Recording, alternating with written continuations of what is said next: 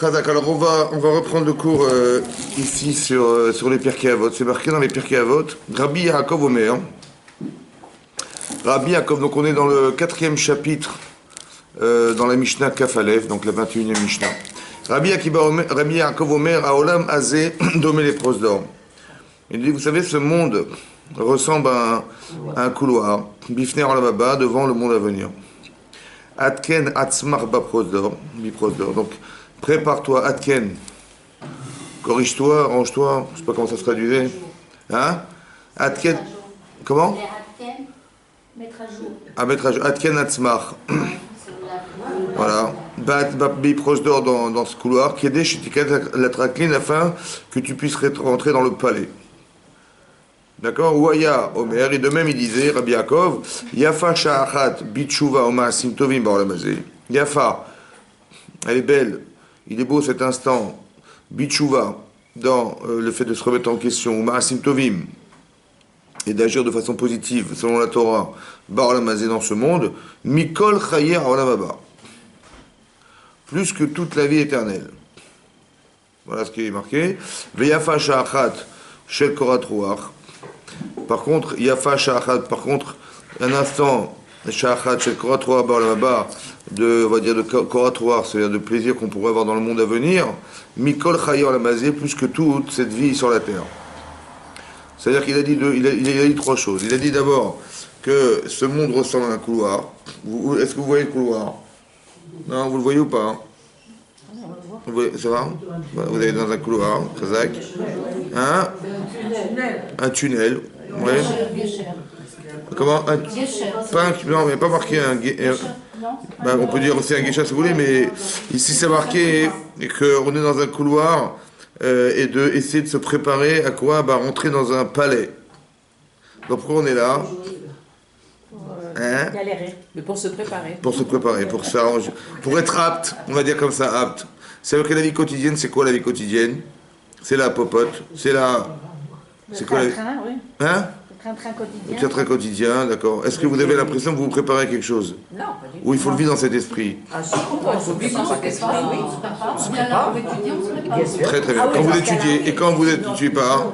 Aussi, on apprend des autres, on vit dans le monde. Mais on est déjà chez nous. Mais alors on fait un cours sur le couple, là. On essaie de faire un cours sur le couple.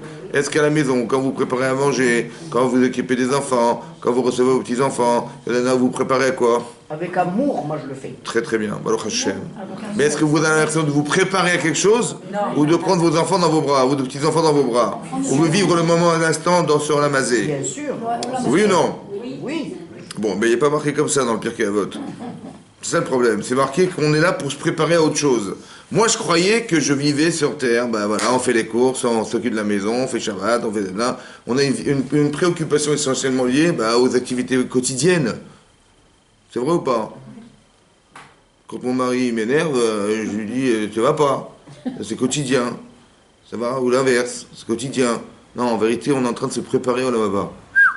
C'est-à-dire qu'il y a une perception quand même des choses quand même, non? On réfléchit pas de la même manière quand on dit, tiens, est-ce que je suis en train de gagner ou je suis en train de perdre mon lavaba là? C'est pas la même... Hein? Ça casse quand même. Comment? Comment vous discernez? On peut pleurer, il n'y a pas de problème, mais je veux dire... Non, mais ça veut dire qu'il y a une tension. Non, mais en vérité, c'est une tension. Vous avez raison, parce qu'elle est nouvelle, cette tension. Mais il faut réfléchir. On va dire comme ça, d'être dans la Torah, c'est de savoir qu'on est dans cette préoccupation de savoir est-ce que je vais réussir ou je vais rater quelque chose dans ma vie, quoi. C'est ça qui est important, indépendamment du fait que j'ai des occupations quotidiennes. Par exemple, le matin, quand avec son mari on s'énerve, avec son enfant s'énerve, alors on a raté un peu du lavaba, par exemple. Mais est-ce qu'on est dans l'aptitude à rentrer avec ça? Non. Non. Je crois pas. Moi non plus. Donc qu'est-ce qu'on fait? Ça vous calme ou pas, ça? Oui, ça calme. Ça devrait. On devrait se dire... Ou alors mon mari, il devrait se calmer aussi des fois le dimanche. Parce que lui... Les hommes, ils ont plus de mal à se calmer. Oui, c'est pour ça que j'en parle. C'est parce que... J'espère qu'ils m'entendent. Ça veut dire que non, mais c'est intéressant. Si on avait cette perspective en quotidien dans le cerveau, on ferait attention quand même. Ben oui, parce que pourquoi en vérité vous croyez que le matin on s'énerve? Parce qu'il sert qu'est-ce qu'il essaye lui? Il nous essaie de nous empêcher d'atteindre le petit palais qui est derrière la porte là-bas. Mais c'est ça la perspective du départ. C'est un peu paradoxal de dire en fait aussi il est beau cet instant de mitzvot, de teshuva, plus que toute la vie future. Comment vous comprenez ça, vous? Et l'inverse aussi est vrai. Vous avez le contentement qu'on a là-haut, d'être et d'exister, ça vaut plus que tous les plaisirs de ce monde. Ça va? Il y a un paradoxe, En fait, il y a deux lectures. Il y a la lecture du résultat de ce que vous faites, qui est l'olam haba, qui est sans limite. Encore faut-il atteindre quelque chose qui s'appelle la non-limite. Et aussi de se dire que, tu sais quoi, hein, quand tu vas faire une mitzvah dans ce monde-là, où je sais pas, quelqu'un va vous faire une réflexion, vous dire, ouais, t'as raison, je vais faire tchouva, ça vaut plus que toute l'infini de l'homme là-bas, ça. Que quand vous avez compris? Ça veut dire, mais qu'est-ce que ça veut dire pour vous? Ça veut dire quoi, ça? Par exemple, quand les choses elles vous remettent en question, qu'est-ce que vous vous dites? Est-ce qu'on va s'entêter maintenant? On dit, non, non, non, je suis désolé, ça se passe pas comme ça. Tu parles autrement. Non, on se remet en question. Hein? Comment? Une fois qu'on sera dans le Olam Haba, les choses sont faites, on ne pourra pas changer, alors que le moment d'être là, on a encore toute la possibilité. Ça c'est vrai ce que vous dites, mais est-ce que c'est ça qui est marqué? Ce que vous dites, c'est ça qui est marqué ou pas? Est-ce qu'on vous dit, voilà, c'est vrai qu'il est marqué que, comme c'est marqué, vous savez, moi j'avais cru au départ que ce monde c'est un monde en soi. Bah, en vérité, de quoi on s'occupe? On a peur de la parnassa, on a peur de, je sais pas moi, de mal se loger, on a peur de machin. C'est ça qu'on a, oui. Mais en fait, on a l'impression que quoi, qu'on est là pour, être là, quoi. Ça veut dire, on fait attention à comment ça va se passer demain, on n'est pas dans la réflexion de se dire, mais finalement, est-ce que ce que je vis, est-ce que c'est pas dans le but d'atteindre autre chose? C'est des moyens. Hein? C'est des moyens. J'entends, mais est-ce qu'on le vit comme un moyen ou comme une préoccupation pressante qui est, attends, comment je vais faire demain, comment ça va se passer demain, comment... En vérité, on devrait réfléchir autrement. Vous avez compris?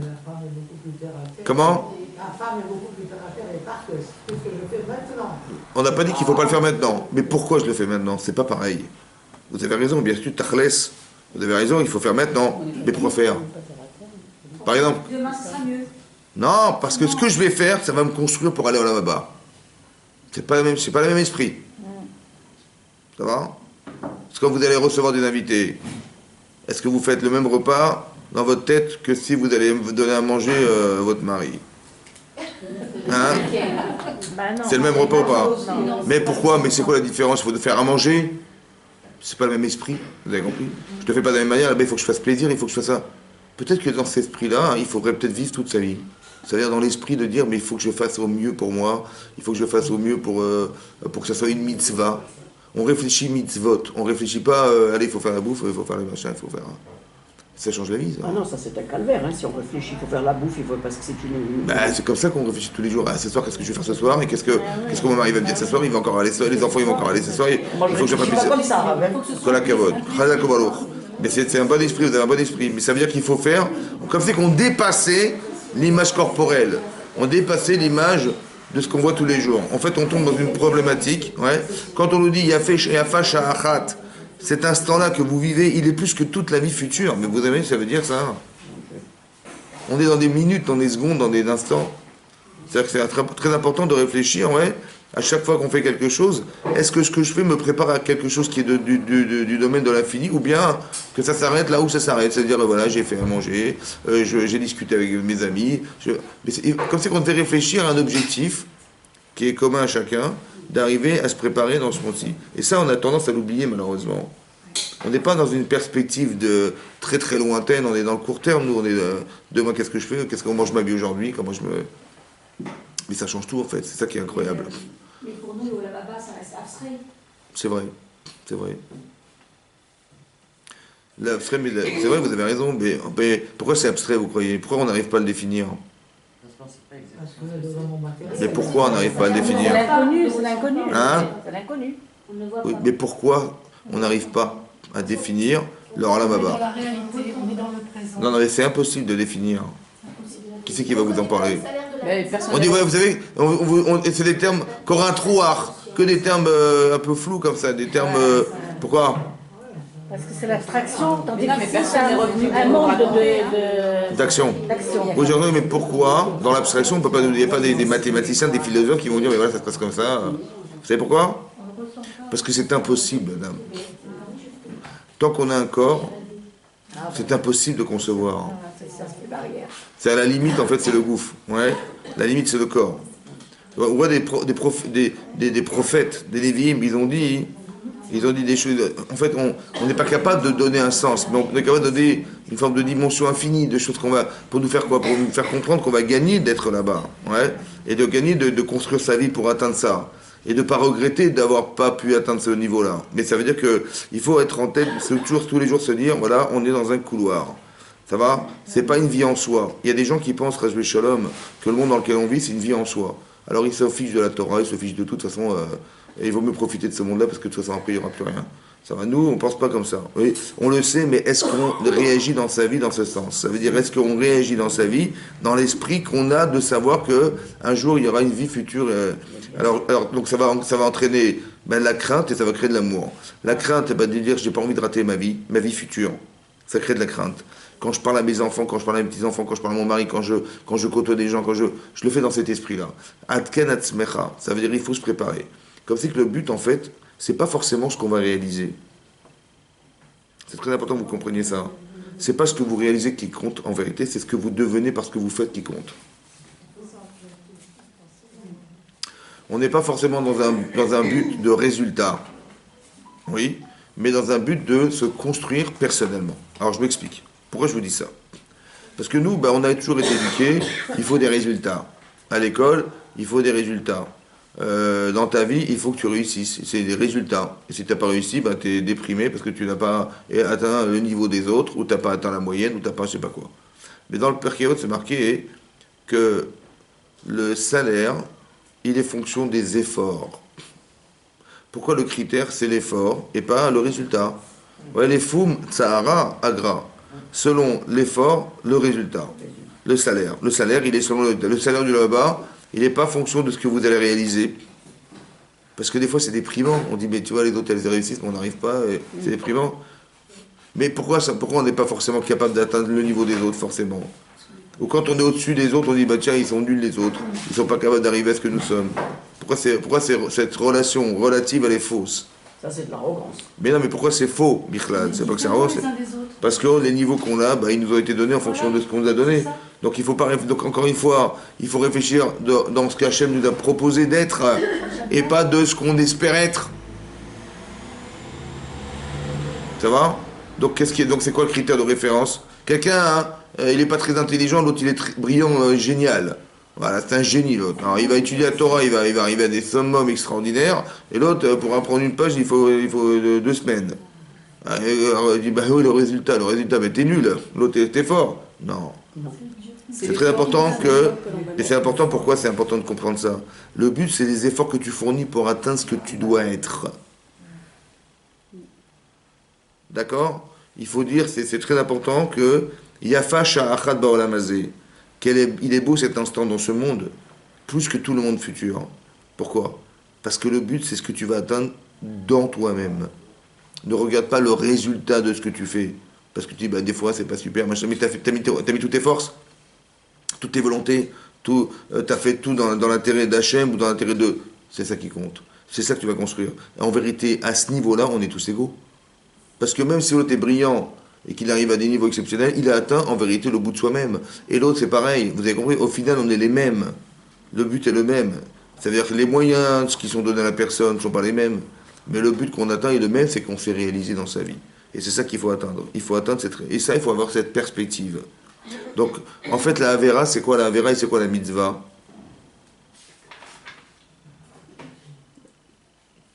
Si je réfléchis comme ça, c'est quoi la Avera et c'est quoi la Mitzvah? Yafa Sha'achat. Il y a marqué, est-ce qu'il faut faire que des bonnes actions dans la vie? Il y a marqué Teshuva ou Ma'asim Tovim. Pourquoi Teshuva? Pour Est-ce que c'est que ça la Teshuva, madame? C'est quoi? Est-ce que c'est la... regret, c'est avancer, c'est... D'accord. Est-ce que les femmes que vous étiez il y a 10 ans sont les femmes d'aujourd'hui? Non. Mais qu'est-ce qui s'est passé? On a avancé. Vous avez avancé, vous avez marché. C'est pour ça qu'on a voté pour Macron, parce qu'on a... En marche. Non, pourquoi? Ça veut dire quoi avancer dans la vie? Ça veut dire quoi? On en a modifié. Avancer, ça veut dire quoi? Vous êtes plus que ce que vous étiez avant? Oui. Mais est-ce qu'on peut devenir plus sans se remettre en cause?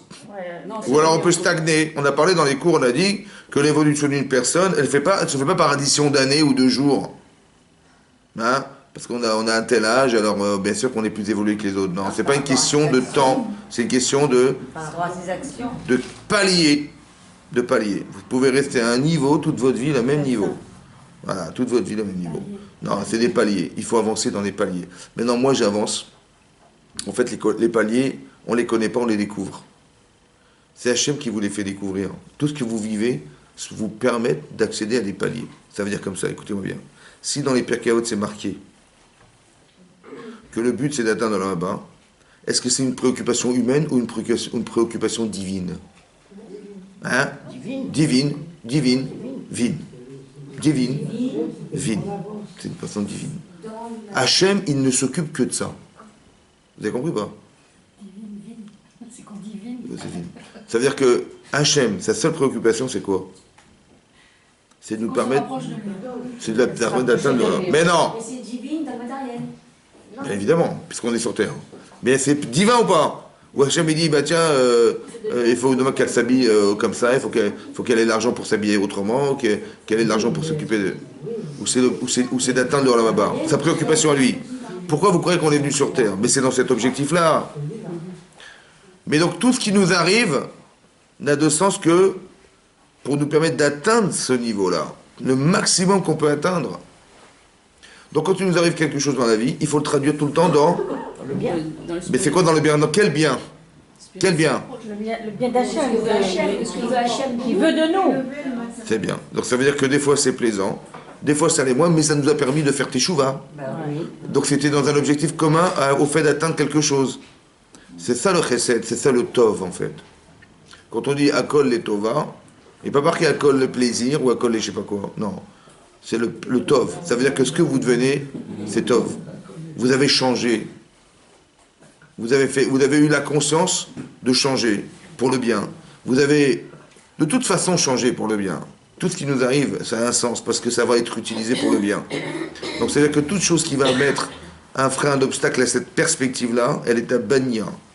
Ça va? Ça veut dire parce que c'est pas les tovas. C'est pas yafa sha'achad, c'est pas vrai. Il faut que ça soit sha'achad. Dans tout ce que je fais, il faut que je le fasse dans cet esprit-là. C'est-à-dire qu'il y a un travail à faire de conscience de ça. Qu'en permanence, quand je reçois mon mari, quand je reçois mes enfants, quand je fais pour mes enfants, pour mon mari, pour X choses, je le fais dans cet esprit-là, dans l'esprit d'avancer. C'est quoi d'avancer? D'évoluer, de me raffiner, d'atteindre quelque chose qui est de l'ordre de... en faisant dans cet esprit-là, quand vous aimez ce que vous faites, vous avez peur de rater cette occasion. Ouais. Donc quand vous voyez, par exemple, qu'on va tomber dans toutes les verres de la Torah, c'est qu'on a raté l'occasion. C'est comme ça. Et vous dire, ben oui, mais c'est la vie, elle m'a fait ça, et l'autre il m'a dit comme ça, il me parlait comme ça, je me suis vexé, je me suis énervé, mais en fait on a raté l'occasion. C'est ça qu'il faut dire. Mais alors quand on doit faire face à une situation qui bloque... Très bien. Vous faites pour l'Olam Haba, c'est très intéressant. Hein. Ça veut dire que vous faites tous les efforts pour essayer de solutionner cette situation. Mais la solution, elle est parce que vous avez réalisé la solution ou vous êtes devenu la solution? Mais il se trouve que la solution n'est toujours pas trouvée, la situation est toujours bloquée. Alors il faut trouver les moyens émotionnels, intellectuels. Il n'a pas compris, elle n'a pas compris, il n'a pas ressenti. Vous avez compris? C'est très important ça. Par exemple, vous allez vous rendre compte, par exemple, on a 3 conflits de couple dans la Torah. Oui, entre Abraham et sa femme, il y a un conflit de couple. Entre Yitzhak et Rivka, il y a un conflit de couple. Et entre Yaakov et sa femme, il y a un conflit de couple. Entre Yaakov et Rachel, il y a un conflit de couple. Par exemple, quand Sarah Imeno, elle va à bout de 10 ans vivant en Israël, avec toutes ces années passées avec son mari, et malgré tout ce qu'ils ont fait comme mitzvot et tout ce que vous voulez, ils n'ont pas atteint ce niveau-là d'avoir des enfants. Je parle d'un niveau spirituel. Parce qu'en vérité, ils devaient construire le cas d'Israël, c'est un niveau spirituel. C'est pas d'avoir des enfants et avoir des allocations familiales. Non, c'est de quelque chose qui va... On doit construire quelque chose qui est ça veut dire quoi? C'est-à-dire construire des êtres qui vont jamais disparaître. Construire des êtres qui ont une vie après cette vie, le monde futur. Voilà ce qu'on veut construire nous, dans nos vies. Des êtres qui vont être capables de d'exister pour l'éternité et de pouvoir être transcendés après le monde futur pour l'éternité. Est-ce que ça existe l'éternité? Là, ça existe l'éternité là sur la terre? Non. Il faut créer des êtres, accoucher des êtres éternels. Accoucher des êtres indestructibles. Mais quand il y aura Mashiach, ce sera éternel. C'est déjà éternel, madame. Parce que après le décès d'une personne, il va dans un monde éternel. Donc il faut le créer, ce monde éternel, il faut le créer là, non? Des êtres qu'on va créer. Et vous avez remarqué que les épreuves qu'ont vécues les Havot, c'est d'atteindre quelque chose qui est au-dessus de soi. Qu'est-ce qui est au-dessus de toi? Prendre son fils et aller les gants. Qu'est-ce qui est au-dessus de soi? Au-dessus du moi, c'est quoi? C'est Dieu. Mais c'est mon âme. Ah, mon âme. J'exprime quelque chose qui ne vient pas de mon corps. Quand on dit qu'il faut faire les mitzvot, les shem shamaim, quand vous préparez à manger, il faut le faire les shem shamaim. C'est un truc de fou, ça. Vous créez de l'éternité. Mais alors, toutes les épreuves, toute la stérilité des imaot, c'était quoi finalement? Est-ce qu'une femme a un désir d'enfant? Bien sûr, au-dessus de tout. Ok. Vous savez ce qu'elle a été capable de faire, Sarah, par exemple? Elle a vu que son mari, il ne pouvait pas avoir des enfants. Parce que qu'est-ce qu'elle a fait? Elle a donné Agar. Elle a dit peut-être que je construirai par elle. Elle a fait un sacrifice féminin qui est insupportable. Terrible pour une femme. Partager son mari, c'est terrible. Elle a dit, je le fais pour où là, peut-être je construirai. Mais qu'est-ce qu'elle a fait? Abstraction de son moi de femme au service de son mari. On a expliqué même dans les cours, on a dit que peut-être qu'elle a pensé, ça reste entre nous, hein, que Chava, elle a préféré détruire son mari que d'imaginer souffrir à l'idée que... Et là, il y avait quelqu'un d'autre. Très bien. Et qu'est-ce qu'elle a fait, elle? Elle a dit peut-être que ce qu'on me demande, c'est d'aller au-delà de cette limite-là, de réparer cette erreur et d'accepter que mon mari, on puisse construire. Elle a compris, excusez-moi, je vous coupe.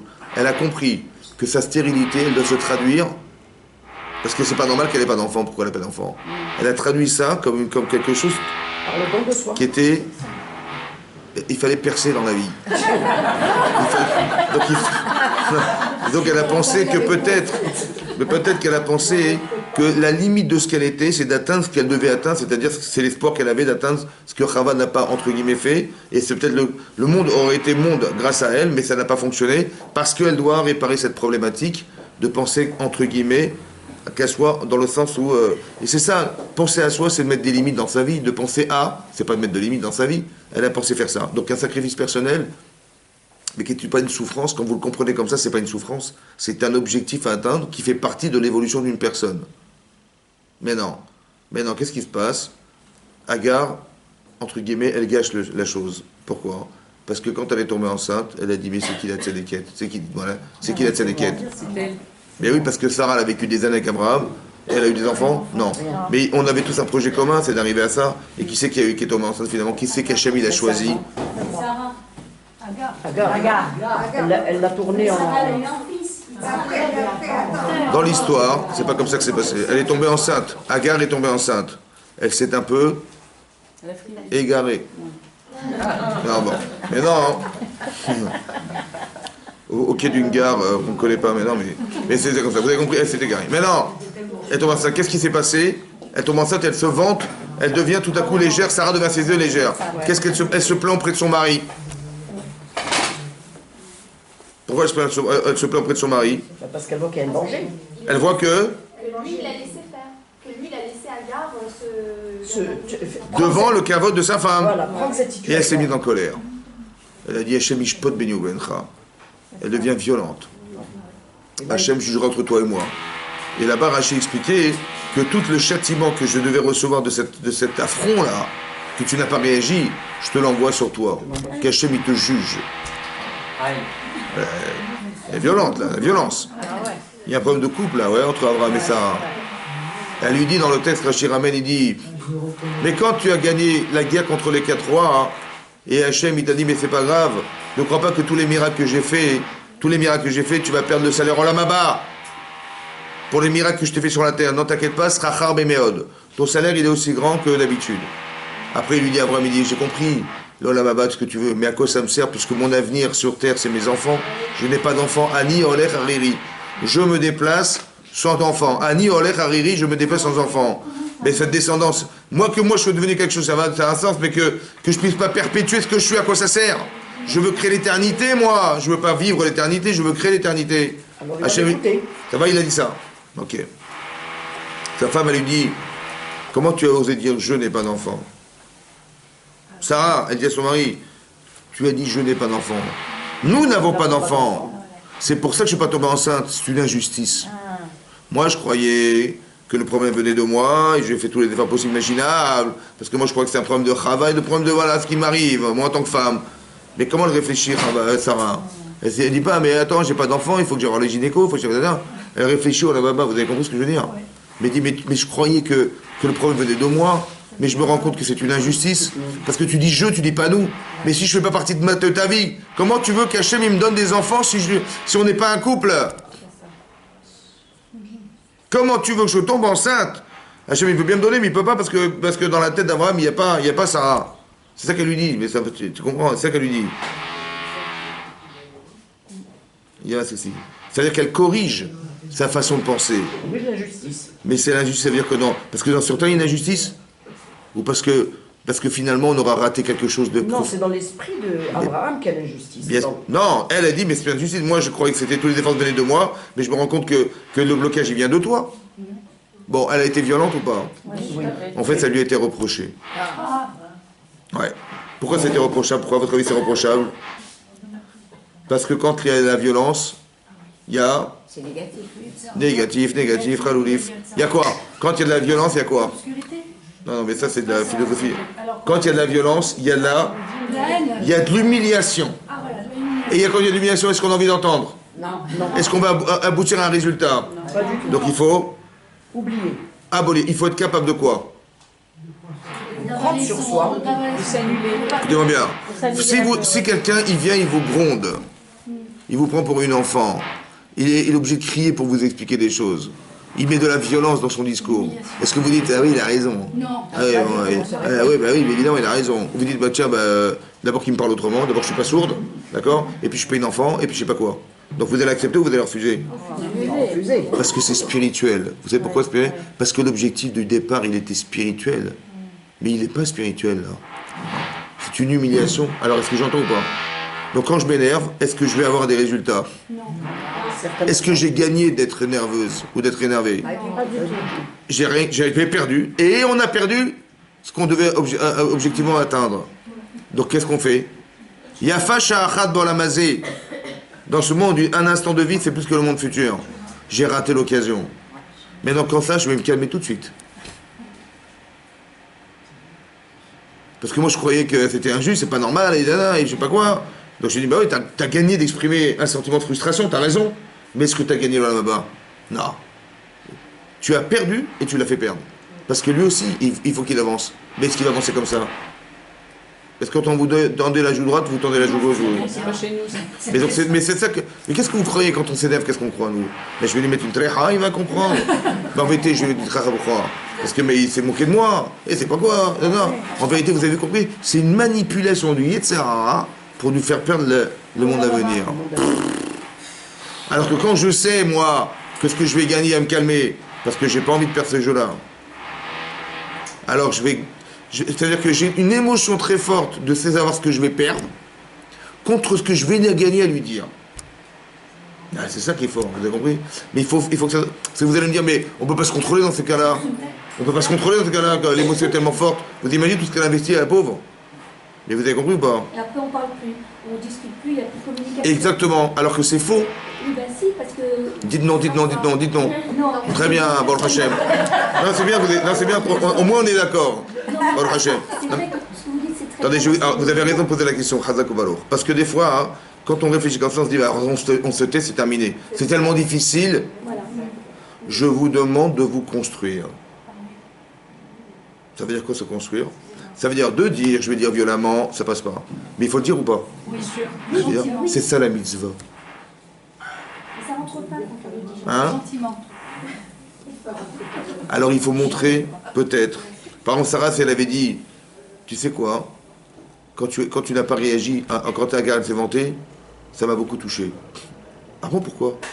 Vous savez, quand je parle comme ça, je respecte la personne. Parce que quand je dis, mais t'as vu comment tu réagis? J'attendais d'autres choses quand même, hein. Elle s'est vantée de voir quoi, quand tu aimes plus cette femme que moi, que ça veut dire on a vécu des années ensemble, mais c'est comme ça que tu te compares. Bon, si je fais ça, tu me dis, bon, un problème. Bon, c'est vrai que c'est gênant, parce que la personne entend ça, dit, ah, j'ai fait une gaffe. Mais est-ce que ça me donne envie de faire tes choux là? Non. Alors ça, je dois savoir. Mais non. Mais alors, comment je vais dire? Je vais dire, tu vois, Tu vois, je m'attendais à autre chose. C'est-à-dire, en vérité, s'il n'a pas réagi à Abraham, c'est qu'elle n'est pas assez présente en vérité. C'est ça qui est fou quand même. Parce que il n'a pas réagi, ça veut dire, ou il n'a pas réagi parce qu'elle n'est pas présente, c'est ce qu'elle a cru elle. Souvent, quand les gens ne réagissent pas, il dit mon mari m'aime pas. C'est vrai ou pas? Bah, Agar, elle se vante d'être la femme d'Abraham et il dit rien. Ça veut dire qu'elle est la femme d'Abraham. Donc c'est que mon mari, bah, il aime plus Agar que moi, c'est ça? Oui, non. Ou bien que non. Il aime sa femme ou pas? Il aime sa femme. Seulement, il a une autre façon de réfléchir que sa femme. Ouais. Il dit, bah, peut-être qu'elle a raison. Parce que moi, j'étais avec ma femme pendant des années, avec Sarah, Abraham, il dit ça à Sarah, et Agar est tombée enceinte, peut-être qu'elle a raison. Vous avez compris? Il n'est pas dans une problématique d'aimer ou pas aimer, mais peut-être qu'elle a raison, et que c'est finalement ce que tu voulais, bah, elle a eu, voilà. Ah, elle s'est vantée, bah, elle est fière d'elle. Vous savez, il y a une autre façon de réfléchir chez les hommes qui est plus rationnelle que d'une femme qui va sortir comme une frustration émotionnelle. Donc si vous savez ça, si votre mari, vous savez qu'il ne réfléchit pas comme vous, il ne réagit pas comme vous, ne le traduisez pas comme un manque d'amour, mais comme une nature différente qui entraîne qu'il n'a pas réagi parce que pour des raisons qui lui sont logiques à lui. Qui c'est qui nous a fait croire qu'il ne m'aimait pas? Dites ça. Mais non, si tu savais la nature masculine, tu n'aurais pas raisonné comme ça. Parce que tu crois qu'il est comme toi. Ben on s'aime, il m'aime, hein, donc normalement il aurait dû réagir, il n'a pas réagi, c'est pas normal. Non, peut-être qu'il a une façon de penser qui n'est pas la même que la mienne, et c'est ça qui justifie la réaction de mon mari. Difficile quand même. Hein? Ça reste entre nous, hein. Très difficile, oui. Comment? Réfléchissez. On va dire comme ça, on va dire autrement. Oubliez ce que je vous ai dit. Un enfant, est-ce qu'il raisonne comme un adulte? Est-ce que vous êtes d'accord que des fois, il ne va pas comprendre comme vous? C'est pas pareil. Là, Attendez. Vous prenez un enfant et un parent. Et le couple, ça n'a rien à voir. Écoutez-moi bien, madame. Je vous donne un exemple parce que sinon, on ne va pas se comprendre. Est-ce que vous comprenez qu'il y a une différence? Ah oui, bien sûr. Oui. Bon, est-ce que vous êtes un homme? Non. Moi non plus. Non, je rigole. Vous êtes un homme. Mais non, il faut comprendre que la nature masculine, comme la nature d'un enfant, je vais l'expliquer avec un enfant pour que vous compreniez. Mais bien sûr que c'est pas pareil, j'ai compris, mais c'est la nature, c'est pas la même. Essayez d'accepter qu'on n'est pas de même nature. Donc on n'a pas les mêmes intentions, on n'a pas les mêmes réflexions, on n'a pas les mêmes réactions, on n'est pas pareil. Donc quand vous ne comprenez pas, est-ce que vous dites mon mari, il a rien compris? Ou je dis non, moi j'ai assimilé sa réaction à la mienne. Donc j'ai cru qu'il avait pensé comme moi. En fait, il ne peut pas réagir de la même manière que vous, il n'est pas de la même nature que vous. Donc j'accepte quand même que des fois, je peux comprendre qu'il ne réagit pas comme moi. Est-ce que je vais m'énerver? Dites non. Très bien. C'est ça. Mais pourquoi? Parce qu'on n'est pas de même nature. Peut-être que je me dis, mais attends, mais pourquoi il n'a pas réagi? Au moins je me pose la question. Et je lui dis, mais pourquoi tu n'as pas réagi? Parce que j'ai pas compris. Vous avez compris? Par exemple, je sais pas moi, il peut arriver des situations où une femme elle a peur de certaines choses. Alors moi j'ai pas peur. Alors je lui dis, je sais pas, vous prenez un enfant avec lui, vous dites tiens on va sortir ensemble la nuit. On passe dans un couloir noir. Oh, l'enfant il a peur. Je dis mais t'inquiète pas, je suis là, je te tiens, n'aie pas peur. Mais moi j'ai pas peur, mais lui il a peur. Ça veut dire que je sais qu'un enfant, l'inconnu fait peur. Parce qu'il n'a pas d'expérience. Je comprends ça ou pas? Mais comprenez que les différences elles se font parce que on n'est pas de même nature, on n'a pas les mêmes expériences, on n'est pas conçu de la même manière, on n'a pas les mêmes émotions. Donc au moins d'accepter que c'est possible qu'il ait réagi différemment parce qu'on est différent, au moins, objectivement. Au lieu de m'énerver, je lui dis, peut-être que... Et je lui dis, mais pourquoi t'as pas réagi comme ça? Pourquoi t'as peur? Il me dit, j'ai peur parce que le noir me fait peur, parce que j'ai l'impression d'être tout seul. Ok, j'ai compris, donc c'est sa réaction à lui. Je lui dis, écoute, t'inquiète pas, t'es pas tout seul, je suis avec toi. Je n'ai pas compris sa réaction, je ne dis pas, mais il est fou. Vous avez compris? Je dis, il est différent. Comme une femme, si vous, je sais pas, une femme, elle voit une araignée, elle crie. Bon, moi je suis un homme, je dis, elle est folle. Parce qu'une araignée, ça mesure quelques millimètres. Mais madame, elle ne mesure pas quelques millimètres. Et elle pèse pas quelques grammes. Regardez sur la balance, vous allez voir. Donc ça veut dire que, mais tu te rends compte, tu mets simplement ton pied comme ça. Et elle s'écrase. Pas l'araignée. Ben non, vous avez compris, mais qu'est-ce qui vous fait peur? Alors en vérité, j'ai compris une chose. La femme n'est pas folle, elle est différente. Moi, je vois comme ça l'araignée, elle la voit comme ça l'araignée. Vous avez compris?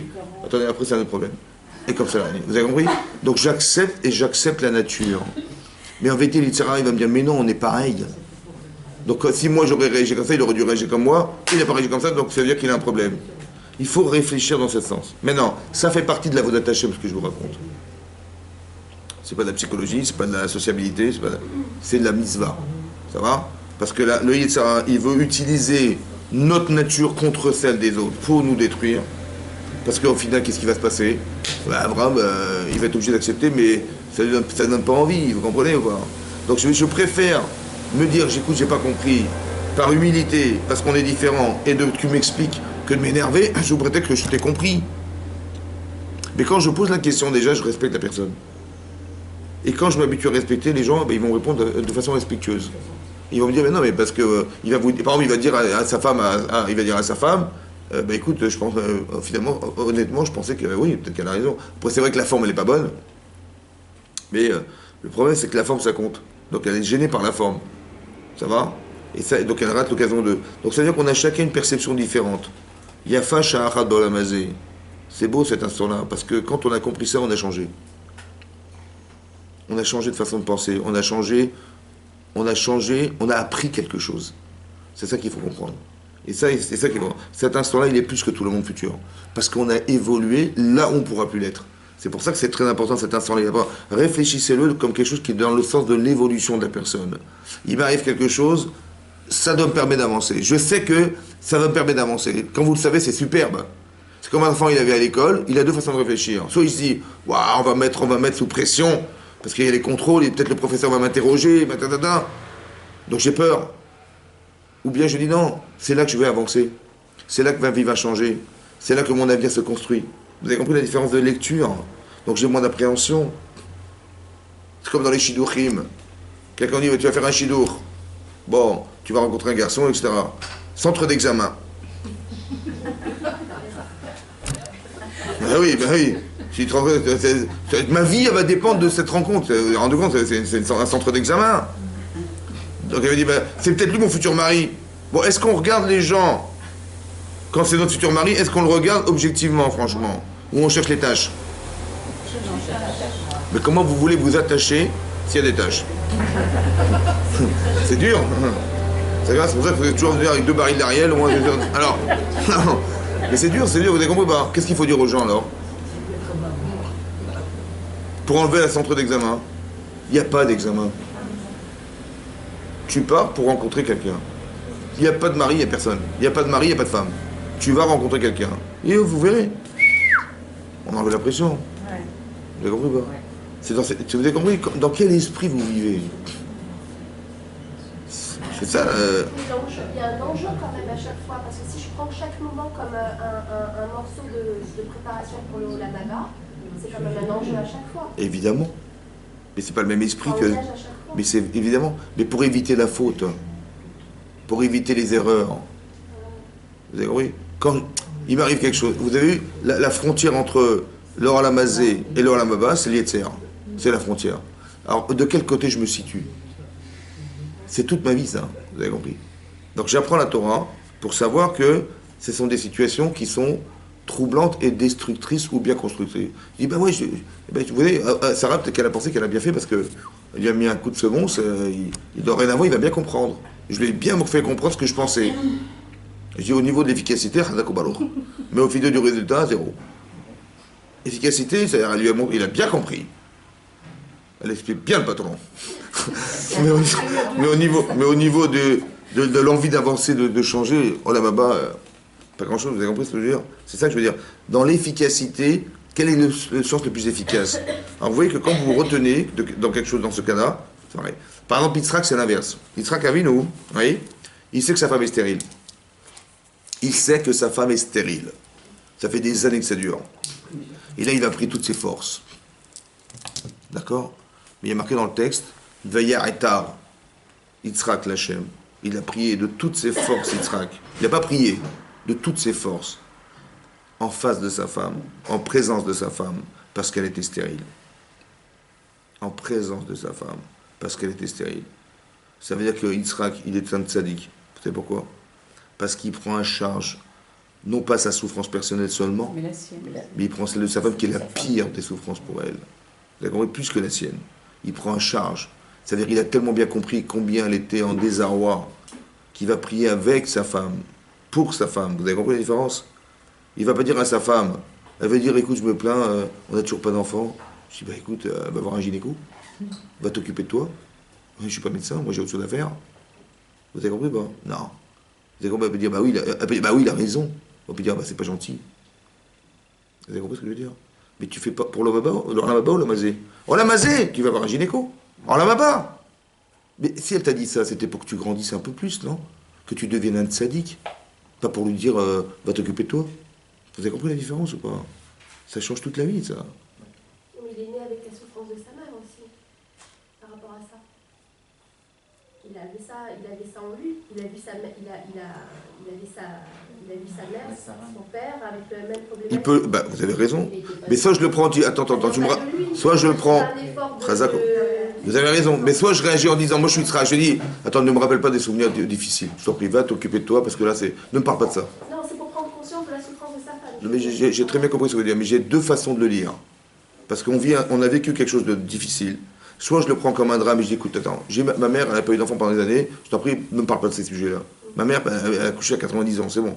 Donc moi, je suis né de là, écoute, ne m'en parle pas, occupe-toi de toi, je t'en prie, occupe-toi de tes préoccupations, parce que quand tu me parles de ces sujets, ça me fait mal. Donc j'implose avec, ou j'explose avec. Je dis, mais bien sûr que je suis en souffrance, mais bien sûr, je l'ai vécu, donc je sais ce que ça veut dire être une femme en souffrance, mais je ferai tout mon effort pour toi. Vous avez compris la différence? Soit si c'est Olamazé, attends, non, je t'en prie, ne me parle pas de ça.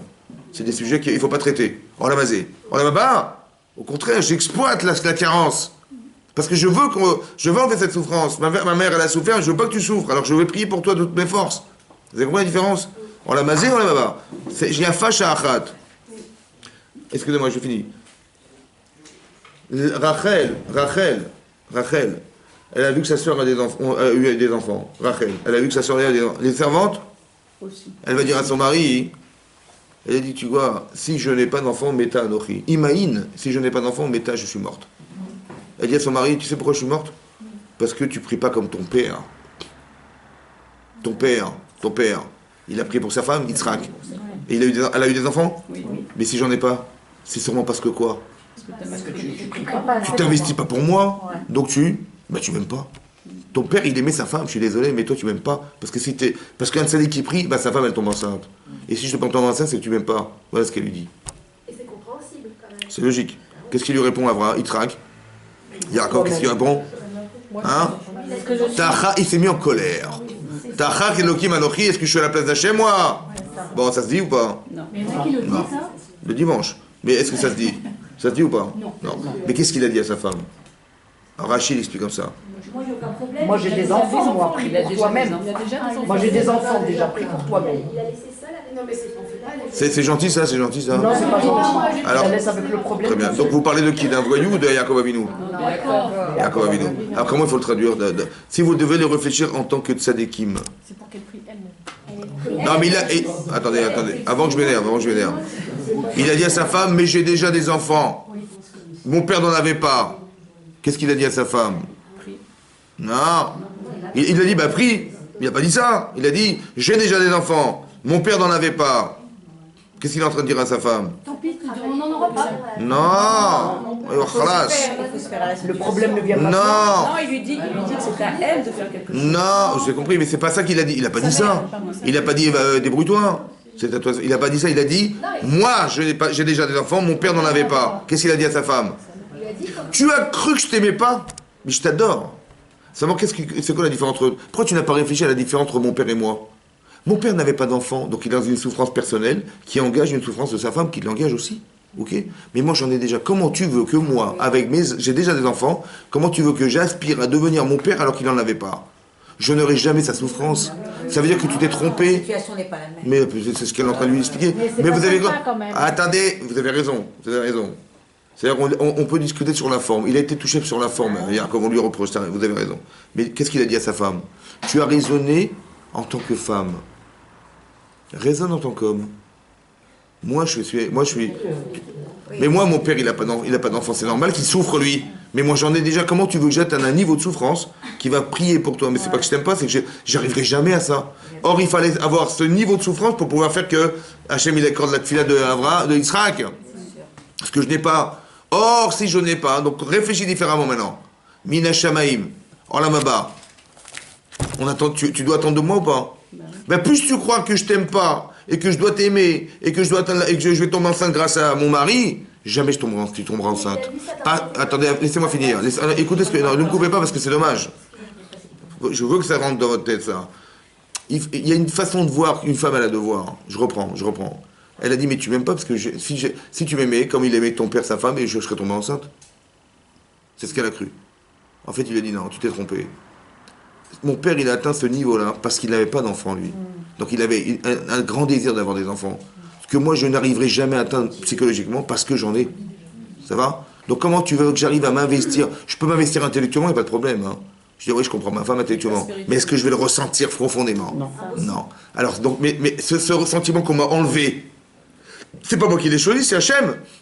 Parce qu'il m'a donné des enfants. Moi, j'ai essayé d'en avoir, j'en ai eu. C'est Hachem qui m'a donné ce droit, oui ou non? Mais est-ce que tu comprends que si Hachem il m'a donné ce droit d'en avoir et que ça te prive de tomber enceinte, c'est qu'en fait Hachem il attend de toi quelque chose d'autre?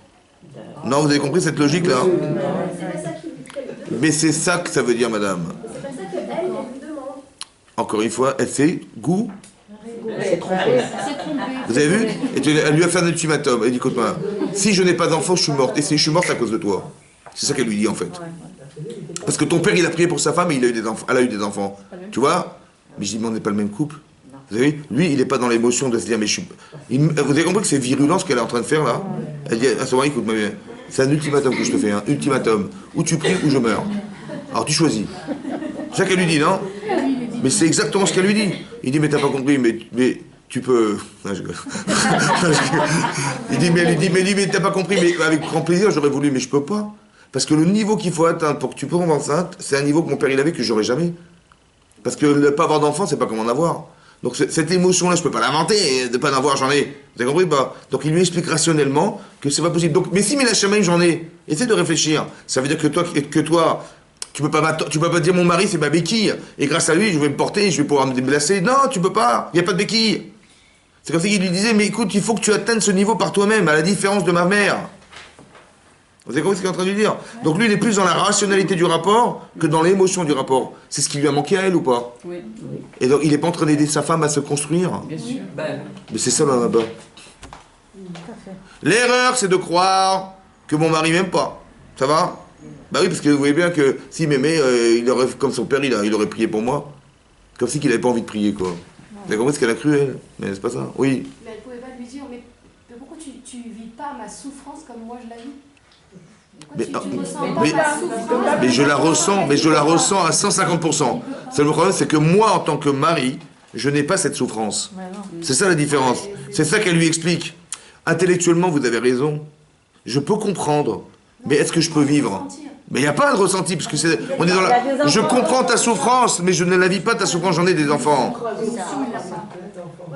Une femme qui n'a pas d'enfants, c'est comme si je vous demandais à vous qui avez des enfants, est-ce que vous ressentez ce qu'une femme elle ressent quand elle n'en a pas? Non. Ben non, parce que vous en avez. Vous pouvez le comprendre, mais vous ne pouvez pas le ressentir. On ne peut pas demander à son mari de ressentir ce qu'il ne peut pas ressentir. Il peut le comprendre, mais pas le ressentir. Or ici, on n'est pas dans la compréhension. Elle était présente, sa femme. Ça veut dire que quoi? Dans le texte, c'est marqué quoi dans le texte? Il y a marqué Vayatar Yitzhak Lenochach Ishto. Il a prié à Yitzhak en présence de sa femme parce qu'elle était stérile. C'est vrai ou pas? Non, il aurait fallu marquer comme ça. Il a prié Yitzhak très fortement parce qu'elle était stérile en présence de sa femme. C'est pas marqué comme ça. C'est marqué qu'elle était présente. Comme c'est que la stérilité, c'était un moyen qu'elle soit présente dans sa vie. C'est pas la même chose. C'est ça là-bas. C'est pas de dire, bon bah écoute, tu as des problèmes, ok je comprends, je compatis, mais bon, mais qu'est-ce que je fais, je suis pas médecin. Hein. Vous comprenez la différence? On est dans la basée là. Là on n'est pas dans la basée. C'est comme ça qu'il faut voir cette situation de vie comme étant un prétexte d'évolution personnelle dans le bas. C'est comme ça qu'il faut le lire. Donc quand c'est possible, ouais, c'est quoi le là-bas? C'est que je m'investisse pour mon épouse. Et des fois c'est l'inverse. C'est qu'Hachem il m'a dit, dis-lui qu'elle s'investisse pour elle-même parce que si elle compte sur toi, elle n'y arrivera jamais. Vous avez compris? Voilà. C'est comme un enfant à l'école, je dis papa, je ne sais pas faire. Écoute, je veux bien t'aider, mais à un moment donné, il faut que tu sois indépendant. Ça va? Et je ne serai pas tout le temps là. Donc il faut que tu deviennes indépendant. Donc c'est pas méchant de lui expliquer que ce désir d'indépendance, il passe par elle. Seulement après, c'est de la manière de le formuler. Donc comme elle est hyper tendue, parce qu'elle dit attention, je vais mourir, c'est difficile de parler à une femme comme ça quand elle est super tendue. Ça va? Parce que qu'est-ce que vous allez lui dire? Et donc il faut calmer le jeu en étant rationnel avec elle, mais lui expliquer que on n'est pas contre elle. Elle croit qu'il est contre elle. Mais il n'est pas contre elle du tout. C'est la nature de l'homme qui fait qu'il est capable de pouvoir la comprendre, mais pas de pouvoir s'investir pour elle à ce niveau-là, parce que c'est pas son niveau. Mais de la côté, il faut être dans la logique masculine et pas dans la logique féminine. C'est ça que je veux t'expliquer. Donc, il y a 3 façons de réfléchir à chaque fois différentes. Une fois, c'est un reproche qui est reprochable parce que Sarah dit à son mari, voilà ce qui s'est passé. Une fois, il sera qu'il est complètement complice de sa femme. Une fois, Yaakov, il recadre sa femme parce qu'elle s'est trompée au niveau de ce qu'elle croyait de lui. C'est pas pareil. Mais vous avez compris à chaque fois. Oui. En fait, la réponse qu'il a eue, c'est Hachem qui a décidé. Pas seulement ça, franchement. Tu veux dire ça? Toi, j'ai pas dit ça. J'ai dit autre chose. En gros, qu'est-ce que je peux faire moi, tu vois? Donc, J'ai dit, je vous ai bien décanté le raisonnement pour que vous compreniez. Ça vaut le coup de réécouter. Je vous ai expliqué que sa lecture à elle, il a corrigé sa lecture. Elle a cru, il dit, je comprends, ton père, il a prié pour sa mère, sa femme. Il a répondu quoi? Alors je répète et je répète. Écoutez bien. Il a dit à sa femme, elle a cru, mais ton père, regarde comme il a prié pour sa mère, ta femme, regarde comme il a prié, elle est tombée enceinte. Ça veut dire quoi? Ça veut dire que si tu pries toi t'es pas pire que ton père. Et ben je serais tombé enceinte. Et je suis pas tombé enceinte. Donc. T'es pas comme ton père. Donc t'es pas comme ton père. Mais quand t'es pas comme ton père, t'es pas investi comme lui, donc tu m'aimes pas comme il aimait ta femme. Ah, donc il dit, mais si je suis morte, c'est pourquoi? C'est à cause de toi. C'est une injustice. Il dit, mais t'as pas compris. Ça aurait été vrai si j'étais comme mon père. Mais est-ce que je suis comme mon père? Donc ça veut dire que tu vois bien qu'il y a une différence. C'est l'émotion que mon père avait et qui lui a permis d'intensifier son désir de tefila. Mais moi je l'ai pas. Ça a été le cas. Je comprends ton problème, mais je ne peux pas me mettre à la place de ton père, de mon père, parce qu'on n'est pas dans la même situation de vie. Et c'est ça qu'elle doit comprendre, elle. Seulement qu'elle est tellement dans l'émotion qu'elle ne voit pas les paramètres qui justifient la différence. C'est quand on a envie d'avoir, on culpabilise les autres parce qu'on dit, bah, tu vois bien, regarde, la preuve, son père. En fait, on n'est pas capable de voir les paramètres, parce que l'émotion, elle nous bloque le cerveau. C'est ça que je vais vous expliquer. Lui, il n'a pas dit, mais débrouille-toi, il n'a pas dit ça. Il a dit, tu ne dois pas compter sur moi. Parce que si tu comptes sur moi, tu vas dire, mais mon mari, eh ben, tu ne pourras pas atteindre, parce qu'attends, il attend de toi quelque chose. Il n'a pas ouvert la porte à de l'alternative. Il lui a dit, c'est un message subliminal. Écoute, moi, je suis comme ça, donc ça veut dire que toi, réfléchis, nanana. Parce que sinon, j'aurais pas eu d'enfant. Si Hachem il attendait de moi que je sois ton complice dans ça, et que grâce à nous, et qu'en couple on arrive à atteindre ce niveau-là, j'aurais pas eu d'avoir d'enfant. Et alors j'en ai eu. Donc ça veut dire que c'est pas ça. Vous avez compris pas? Essaie de réfléchir à ça. C'est ça qu'il lui dit. Ton émotion elle te sert, mais des fois elle te dessert. Mais là elle te dessert. En fait ce que fait Yaakov Avinu, c'est ce qu'aurait dû faire Adam Arishon avec sa femme. Ce qu'il n'a pas fait.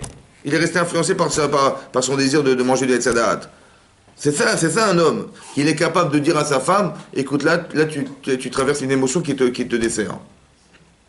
C'est ce qu'elle voulait lui dire, tu as eu des enfants avec les autres femmes, mais c'est pour moi, tu as travaillé 14 ans, c'est moi que tu as aimé en premier. Très bien. Parce que tu n'as pas eu envie d'avoir des enfants avec moi. J'ai compris, Razak. Qui Qui vous a dit qu'il n'a pas eu envie? Il a eu tellement envie. Il a envie d'avoir des enfants. Mais bien sûr qu'il a envie, merci. La preuve, c'est qu'il en a eu après. Mais vous comprenez qu'il y a une différence entre avoir envie et profondément sentir comme si qu'elle était morte ou qu'il est mort. C'est pareil chez vous, ça? Il lui a donné une explication rationnelle en fait.